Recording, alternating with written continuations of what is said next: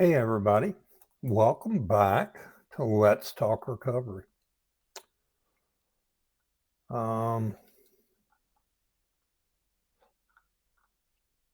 Hey, everybody. Welcome back to Let's Talk Recovery.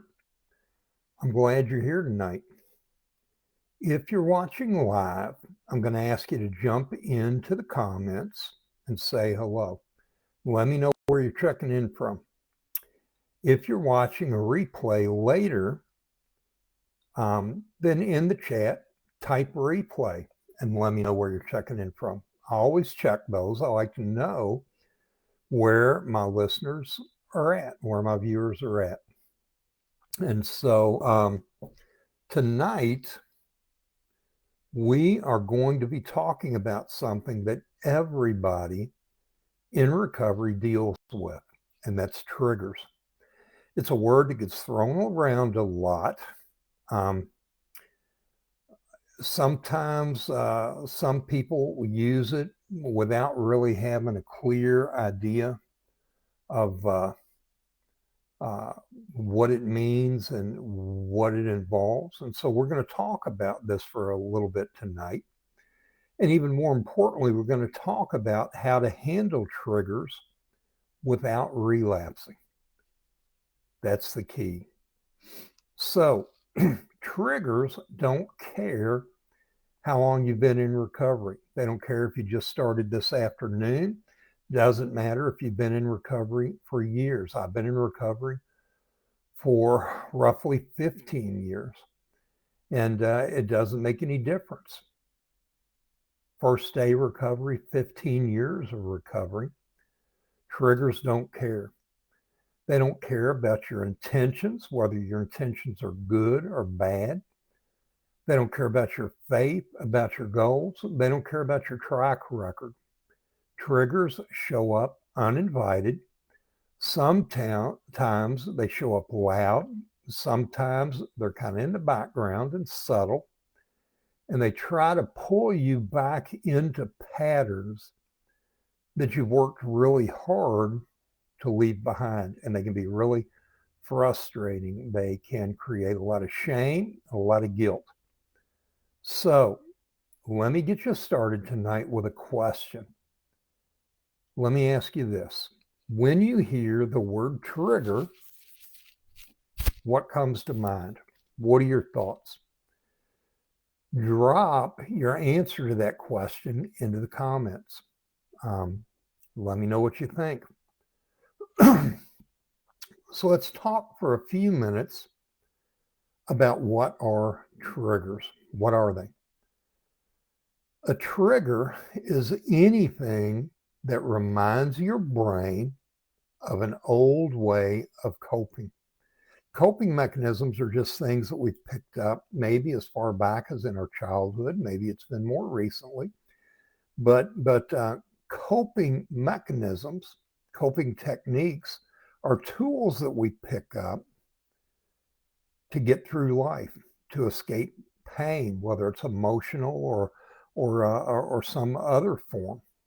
And so a trigger is anything that reminds your brain of an old way of coping. Now, it can be, that trigger can be something that's outside of you, something like a person, a place. It can even be a smell or a season. We're headed into the holidays right now. Thanksgiving is, got to think here, Thanksgiving is next week, just next week. So we're headed into Thanksgiving. That's coming up. We just came out of Halloween. Christmas is on the way. And for a lot of people, a lot of things combine in this time of the year with the weather. It's getting dark earlier. Temperatures are colder. Today here locally, it's been raining all day. And so it can be things outside of us like a smell or a season, or it can be something inside of you. Things like a feeling, a memory, a moment of stress, or it can even be loneliness. And loneliness is something that a lot of us struggle with this time of year too. People that have moved and left the area and are gone during the holidays. Um, some loved one that's passed away, a relationship that's ended.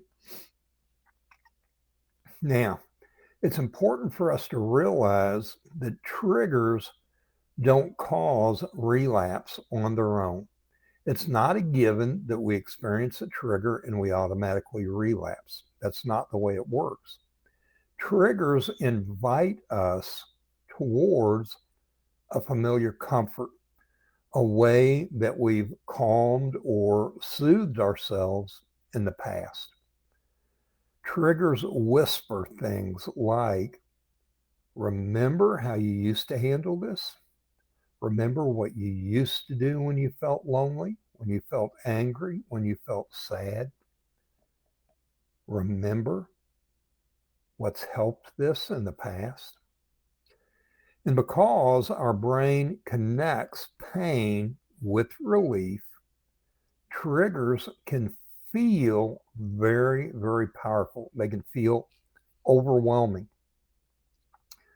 There are basically two types of triggers, and we've touched on these already, but not with these specific words. The two types of triggers are external triggers, things like people, places, certain nights of the week, certain environments, certain social media accounts, or even certain songs.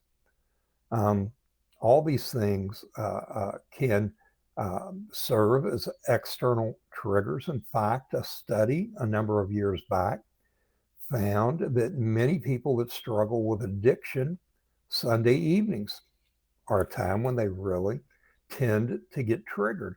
And that study even found a reason behind that. And I've talked to a lot of people that can relate to what I'm talking about here with Sunday evenings.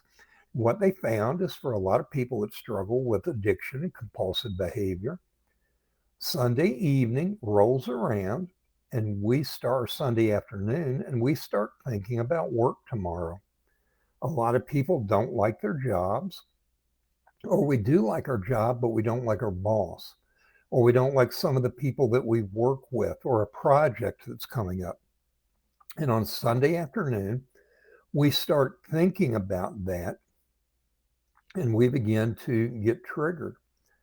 That generates, those thoughts generate stress or anxiety, maybe some fear, and we begin to struggle and we end up relapsing on Sunday afternoon or Sunday evening, thinking about what's coming tomorrow.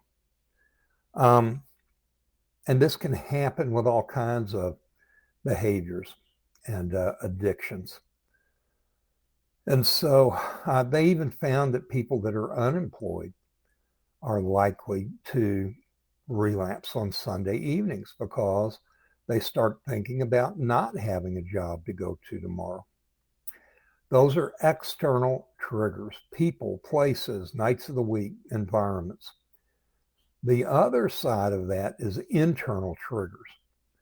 Those are connected to feelings. Internal triggers would be things like stress and anxiety, loneliness, shame. It can be fear, disappointment, maybe boredom or exhaustion. Even something like success can be an internal trigger.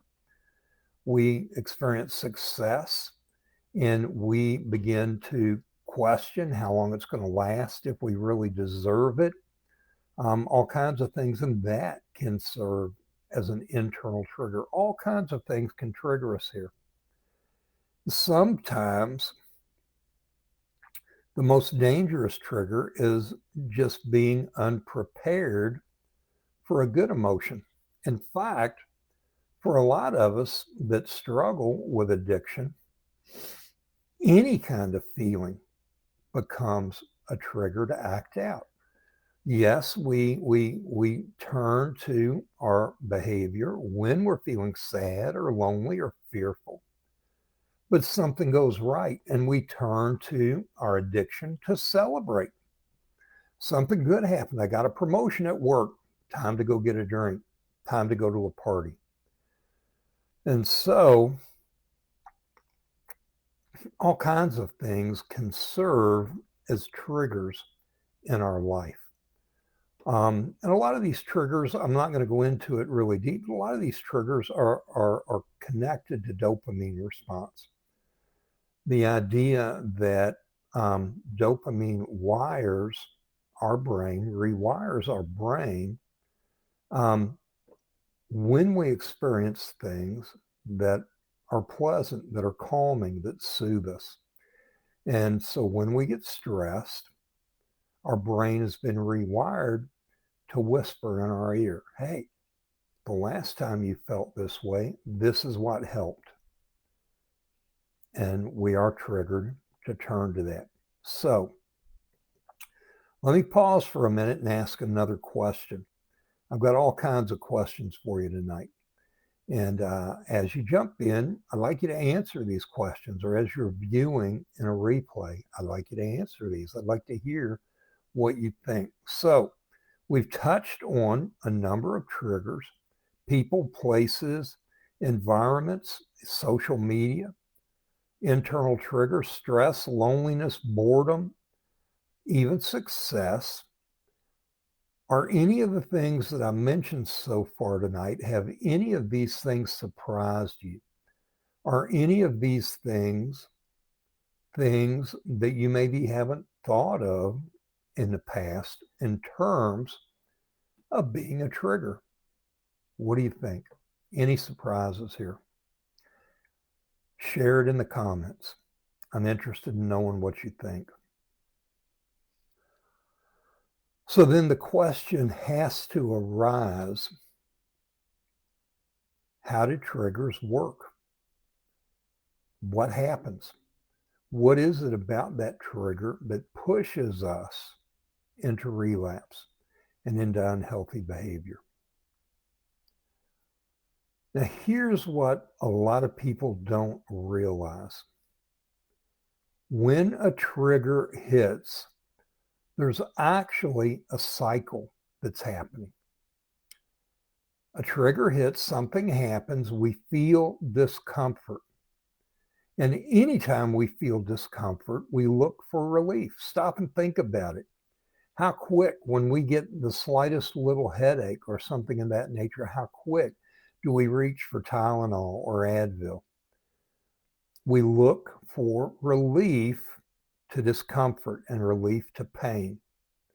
We reach for what has numbed the pain and helped with that in the past. Now that cycle is automatic. It's something that's built into us. It's just the way that we work. The cycle's automatic. Now here's the thing. Our brain is not evil. Our brain is not out to get us. It's not out to make us relapse. Our brain is simply doing what it's learned to do to help us feel better. It's a coping mechanism. It's a response pattern, even if it's unhealthy. And again, it goes back to that idea of our brains being rewired through dopamine triggers and dopamine training, rewiring our brain so that when we experience that discomfort, loneliness, sadness, grief, when we experience these things, or when we experience these external triggers, people that we just don't like being around, they annoy us, they get on our nerves, a certain environment, something of that nature, our brain automatically, without us thinking about it, our brain says, what has helped me in this situation in the past? And then it begins to whisper in our ear, hey, you know what? When you do this, you feel better. Now, it's a cycle, but the good news is we can interrupt the cycle. We can break it.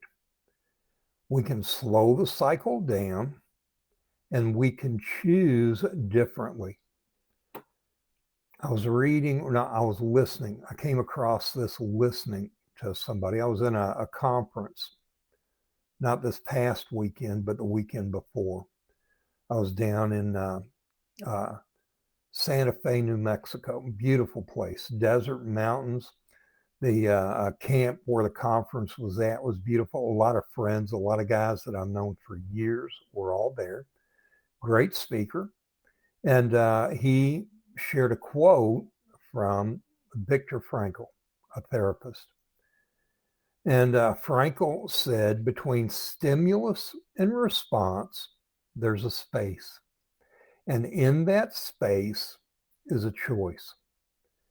In that choice is freedom. Now, here's the problem. What we're used to is we're used to seeking immediate relief, seeking immediate escape, immediate response. What we have to remember is that stimulus hits, that trigger hits, and we respond. But there's room for a space in between there where we can stop, we can think, and we can make a wise decision and make a wise choice. We can break that cycle that's starting. Now, how do we make that space? How do we make use of that space? It can be something as simple as just pausing to take a couple breaths. But we take that space, we make a choice. We can choose to turn to our addiction, to that thing that we struggle with, or we can choose to turn to a healthy response. And in that choice, we have freedom. So the whole idea is it starts with awareness. Can we be aware? Can we recognize what's happening, what's taking place? Here's another question. All kinds of questions tonight. When you get triggered, I want you to put some thought into this. What do you feel first? When you get triggered, what do you feel first? Is it your thoughts? Does your mind start to race? Is it your emotions? Is there a feeling that comes rushing forward when you get triggered? Or is it something that you feel in your body? Some kind of stress, discomfort in your neck and your shoulders? Feeling something in your stomach? What do you feel first when you get triggered?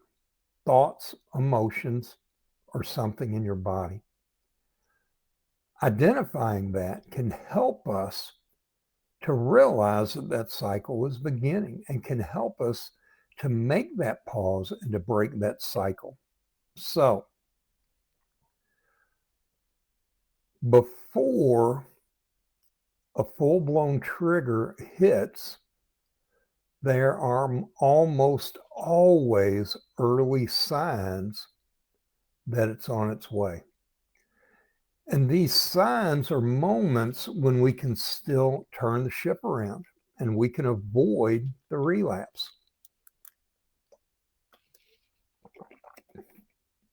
There are early warning signs.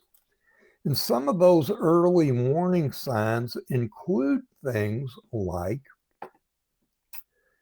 irritability or restlessness. Have you ever noticed that? Sometimes you just find yourself on edge, and that can be a sign that this trigger is on the way. It's about to kick in. It can be things like not sleeping well. Fatigue is a major trigger for most people. When we get tired, when we aren't getting enough rest, that's a sign for me that struggle is on the way. Some more early warning signs can be things like excessive stress. Is there something going on at work? Is there something happening in the family? Maybe bills are backing up. Isolation. all of a sudden we find ourselves choosing to be alone when we have an opportunity to be in community with other people. Isolation, fantasizing. We begin to think about the last time we acted out. There's a term, euphoric recall. Most of the time, or many times, when we begin to think about our behaviors, our addictions in the past, we'll have a tendency to focus on the highlights, the things that we enjoyed, the things that went well. For instance, we remember going out to a party or to a bar in the good time with friends. What we don't remember is puking our guts out, or waking up laying in the floor at home. It can be things, some of these warning signs can be things like neglecting your routine. A lot of us in recovery have those daily disciplines and those routines. Maybe when we get up in the morning, we've got a time of reading or a time of meditation, a time of prayer, maybe. Maybe mornings aren't your thing. Mornings are not my thing first thing right off. But for me, it's a couple hours into the day, and I have my meditation and I have my reading and I have those daily disciplines. We begin to neglect those and slack off in those areas. It can be that an early warning sign is we start to avoid meetings. We skip. Again, that's a type of isolation. We pull away from community. Or we begin to notice problems in ourselves. We even begin to notice some of these early warning signs, but we begin to tell ourselves, I'm fine. Everything's going to be okay. It's not that big of a deal. We begin to lie to ourselves. We tell ourselves we're fine when really we're not. So these are some early warning signs that we can begin to look out for. For me, some of those early warning signs that I have to be especially aware of is one I mentioned a minute ago, is fatigue. When my sleep schedule gets off, for me, routine is a big deal. It's important for me to get to bed around the same time every night, to get up about the same time every morning, to shoot for an average of at least 7 hours sleep a night. Now, I can hear some of you already. Man, I would die for 7 hours of sleep. I got news for you. 7 hours is not that big of a deal. And if you want to try to tell me you just can't get 7 hours of sleep, I'm going to ask you, how much are you watching TV? How much are you scrolling Facebook and TikTok? You can make that time. But for me, fatigue is a big deal. When my sleep quality or my sleep quantity, the amount of time that I'm sleeping, begins to dwindle, that's a sign for me. When I begin to neglect my routines, all these things are big warning signs for me. I need to be on the lookout. So what is an early warning sign for you? Have you identified any? Because if we can begin to recognize those warning signs, then we're recognizing the beginning of that slide. And we can stop ourselves before the slope gets too slippery. We can break the cycle. We can stop the trigger before we end up in relapse. If you've got something that you've identified, a personal indicator, something you've identified, when this starts happening, I'm sliding into a danger zone, drop that in the comment and let me see. I'd appreciate it. We also, I want to talk for a few minutes about tools that we can use to handle triggers. Tools we can use to handle triggers. And I think we need to be practical about this. We don't need 20 steps. If I put together a list of 20 steps to help me avoid triggers, to help me stop that slide and break that cycle, you know what? I'm going to fail because those 20 steps are about 18 or 19 steps too many. I need to keep it practical. I need to keep it simple. Another thing I need to realize is I don't need to be perfect. As addicts, we are perfectionists by nature. Think about it. Well, I've already screwed up a little. I might as well go full blown and I'll start again tomorrow. Have you ever thought those things? We're perfectionists by nature. And that perfectionism is a dangerous thing in our life. We don't have to be perfect. We just need a few simple, reliable tools that work in real time. And here is a few that I'm going to recommend. Things that have worked for me and do work for me. One is pause and name it. You know, it's like that quote that I gave a minute ago from Viktor Frankl. That idea that between stimulus, between that trigger, between stimulus and response, there's a space. And in that space is a choice. And in that choice is freedom. So pause, first tool, pause and name what's happening. Name it. Say to yourself, I'm feeling lonely right now, or I'm feeling stressed right now, or that is a trigger. Name what's taking place. When we name it, when we identify it, and I would argue, not just even in my head, it's more beneficial for me when I speak it out loud.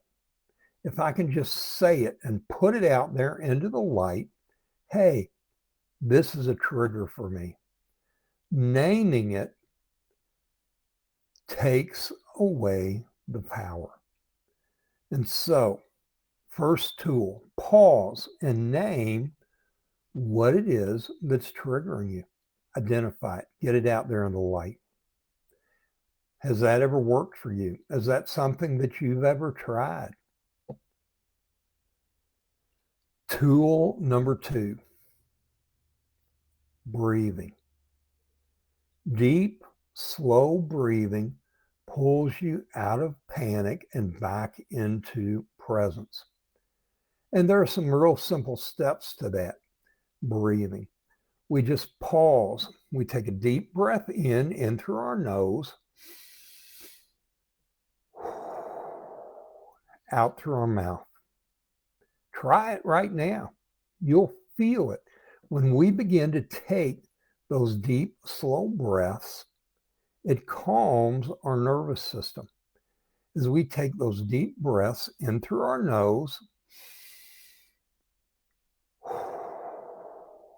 out through our mouth, we will be able to feel our heart rate lower. If our blood pressure is raised, we'll feel it begin to drop. Deep breathing has a tremendous soothing and calming effect on our body and on our brain. Now, maybe you can do this on your own. You can just get into a habit. I try daily. It's a part of my daily disciplines. When I'm reading, when I'm meditating, when I'm doing my daily disciplines, I have a period where I practice deep breathing. We may do it in these times and get accustomed to it, begin to do it well. It may be that you need an app. There are a lot of apps that are out there for breathing exercises, and a lot of them are free, and they can be really good tools. There's an app that I like to use. It's free in your app store or the Google Play Store. It's called Breathe, the number 2, Relax. Breathe, 2, relax. Breathe. And number 2, relax. It is a simple breathing app. It walks you through with prompts, and you can make it's adjustable. You can control how long your breath in lasts, how long your breath out lasts. You can control how long the entire exercise takes. And it's a free app. And I got to be honest with you, I used to struggle a lot with the idea of breathing exercises and apps and that kind of thing. One of the reasons that I was attracted to this app is a friend of mine pointed out to me that this app, this particular app, it's free. That's a good thing. That's always a good thing for me. But it also was designed by the U.S. military for use by veterans who are struggling with PTSD. And, you know, my thought was, if it's good enough for them, it's worth me giving it a try. And it's an app that I use. So deep, slow breathing, it pulls us out of panic and it brings us back into our sense of presence in the here and now. Deep breaths. Remember, in through your nose, out through your mouth. A third tool, I'm going to list about a half a dozen here. And what I want to tell you is identify 1 or 2 of these that works well for you. You don't have to use them all. You don't have to go through all of them every time you're triggered. Find 1 or 2 that works. A third tool that's beneficial for me is connection. Get out of isolation. It can be that phone call. Now, I know a lot of people in recovery talk about that 500-pound telephone. But if we can make that phone call and make connection, that's a tremendous tool to help to calm us and to soothe us. It's a great coping mechanism that's healthy. Text your accountability partner if you can't make the phone call. A lot of guys that I know, and me, myself, a lot of us use an app, Marco Polo. That's a free app. It's like a video text. You're recording a video and you can send it. And so if the person you're sending it to isn't free right this second, but he's free in 5 minutes, he can watch your video. He can see your face. I think the video is important. I prefer a video much more than a text, because in a text, I can say, oh, I guess I'm doing fine. And you can read that and not know for sure what's happening. But if you're able to see the expressions that are on my face, it gives you a better understanding of where I'm at and what I'm going through. Marco Polo, this is a free app. Now there's a paid side to it. If you want, let you listen to the videos at a faster speed. But you don't have to have the paid side. It's not necessary. You can go to a meeting. Nowadays, there are meetings all times, day and night. And ever since COVID, there are meetings that are online. I do in-person meetings. I have a home group that I'm a part of every Monday evening. But I have a couple meetings that take place online where I know and am acquainted with some of the people that are in those online groups regularly. And I jump into some of those meetings as needed when I'm feeling triggered. The idea is that triggers thrive in secrecy and in isolation. So anything that we can do to connect with somebody where we can have an opportunity to talk and to share about what's going on, that is going to help us in the moment.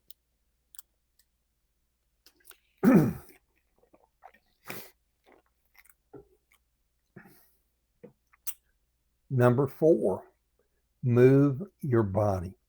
Physical activity is good for us. It produces serotonin in our brains, which helps to regulate us emotionally. We can move our body. We can do this in a number of ways. One of the ways that I like the best is I go for walks. And I do this multiple times a week. It can be short walks, it can be long walks, but get out and walk. That movement and that motion is good for you. It's going to help you to relax. It's going to help you to process things. In fact, I've shared this before, but that whole idea, a lot of people are going to therapists now and paying for something called EMDR. That's a good thing. If you're doing that, keep doing that. But a female therapist discovered EMDR, and she did it. She discovered it when she was walking in the park regularly.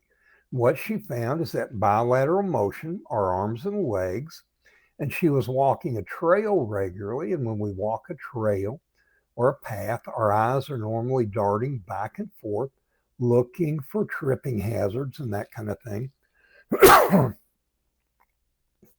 And what she found is that when she walked regularly, it helped her to process things, to think through things, and it helped to calm her and relax her. And so for me, walking has been a big part of my recovery ever since I started 15 years or so ago. We can stretch. Just stretching our body is a good thing. Do something physical. Go to a gym, work out. Movement, any kind of movement, helps to reset our nervous system and helps to calm us, helps to soothe us. Ground yourself in truth. Tool number 5. Say a phrase that reconnects you to reality. Some people meditate or think about passages of scripture or passages from the book that's associated with the faith that they practice. It can be quotes from the big book or from a recovery movement or program that you're a part of. Just a phrase or a quote. I found myself recently quoting this Viktor Frankl quote that I've shared. Between stimulus and response is a space. And in that space is a choice. And in that choice is freedom. That's a truth that I can repeat to myself. And that since I heard that, I've heard that before in the past, but I heard that 2 weekends ago at a conference. And it's something that I've been repeating to myself. It's been beneficial. It can be little feelings like, this feeling will pass. I'm not who I used to be. And you know, that's true about all of us, whether we've been in recovery 5 minutes or whether we've been in recovery 50 years. We are not the person that we used to be. We need to remind ourselves of that. We can ground ourselves in truth with statements like, I have choices, or I am capable of a healthy response. We need to remind ourselves of these things. Just repeat them to ourselves. This can help to calm and soothe us. And then the last one that I'm going to touch on here, which I think is really important, is any kind of spiritual reset. It can be that we pause for a moment and we say a prayer. It can be a prayer, something that we've learned and memorized, like the Lord's Prayer, something like that. It can be just a spontaneous prayer, asking for God's help. Prayers of thanksgiving and gratefulness are tremendous motivators for us in recovery. Studies say that whenever we are able to practice and exhibit gratefulness and thanksgiving, that's a sign that we are more likely to be able to maintain our sobriety. And so say a short prayer of thanksgiving. Repeat a verse of scripture that means something to you. Stop and meditate. Again, there are a number of meditation apps online that are free. There are some that are paid. It can be a time of stillness. For some people, stillness is an important thing. Um, Again, gratitude, a prayer of gratitude, or just beginning to identify and repeat things that we're thankful for. Or it can be a quick, simple statement like, God help me. All of these are powerful tools to help recenter and connect our heart.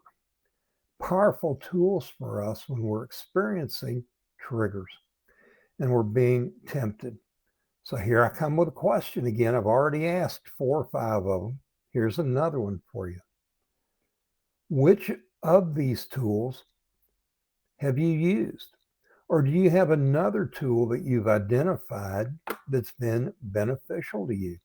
If there's a tool here that you've used or something else that you've identified that's helpful for you when you're feeling triggered, stick that in the comments and let me know what that is. Now, we're all familiar with that phrase, progress, not perfection. What do we do when we slip? We have to be honest. Even with awareness and tools, even with community, sometimes slips happen. That's not something that needs to devastate us. The idea that a slip has taken place, that doesn't mean that we failed. That also doesn't mean that we're going, oh, we've lost everything that we've done good thus far and we're starting all over again from the beginning. And we have to remember that, and we have to stay focused on that. It doesn't mean that we failed. It just means that we're human. And humans are not perfect, and we make mistakes. If we strive for perfection, we set ourselves up for certain failure. We are not perfect beings. We're not perfect creatures. So here's the key to when we slip. Don't hide it. When you slip, reach out. Don't hide it. Don't lie about it. Don't bury it under shame. Just earlier this evening, a friend of mine reached out and told me, he said, man, I acted out. He shot me a text.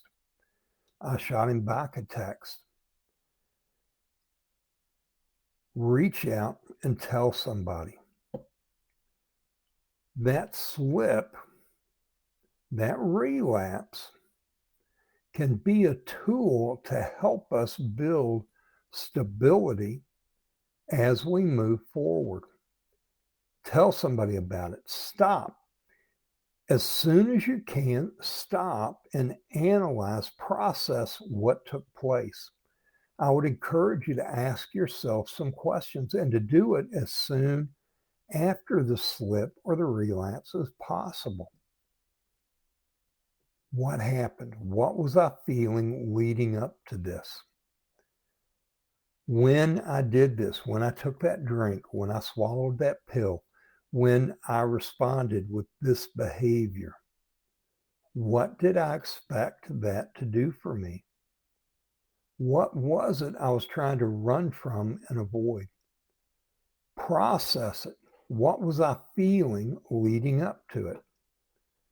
We can analyze this, and the information that we gather can help us build a plan and add to our plan as we move forward. It can help us to grow, and it can help us to experience stability and strength in the future. We do need to process it as soon after it happens as possible. So don't hide it, don't lie about it, and don't bury it under shame. It's not a reason to respond with shame. We respond by pressing into community and being honest. Reach out, tell somebody about it, process through it with somebody. Let somebody walk through what happened with you. Sometimes a second set of eyes can see more clearly what those triggers were and what took place. They can help you analyze things that can be beneficial in the future. Reflect on what happened. Don't hide from it. Respond with curiosity. Learn from it. Get back up. Recovery, what we have to remember is recovery is not about never failing. That's not recovery. Recovery is about falling less often, less dramatically, and with more honesty each time. From time to time, somebody will slip. Somebody will return to old behaviors and they'll reach out to me. And I'll have to remind them, when I first met you, how often were you going back? How often were you acting out? How often were you returning to these old behaviors? And how long's it been this time? You know, we get up every morning and we look in that mirror and we don't notice the change because we're looking at ourselves every day. But the people that are around us can see that growth and that change. And we need to listen, not to what everybody has to say. Not everybody is interested in helping us and in building us up. But those people that we trust, that we are in recovery with, listen to them. They're going to see those areas where you're growing and where you're stronger than you have been. They may remind you, you know, when I first met you, man, you were returning to your behavior multiple times a week. And what's it been now? 3 months? What's it been? A couple weeks? That's progress, and that is growth. Recovery is not about never failing. It's about failing less often. All right. I'm going to begin to wrap things up here. We're going to get done a little bit early tonight.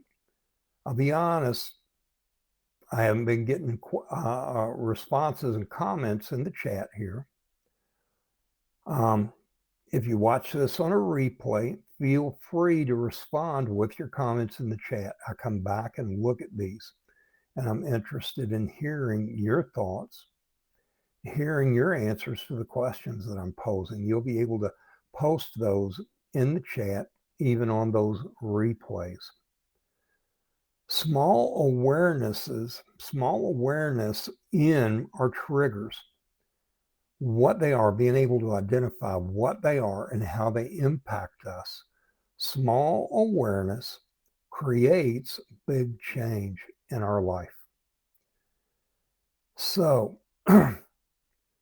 before we finish here tonight, I'd love for you to share, either tonight live or in the replay, what's one thing that you're taking away from tonight's conversation?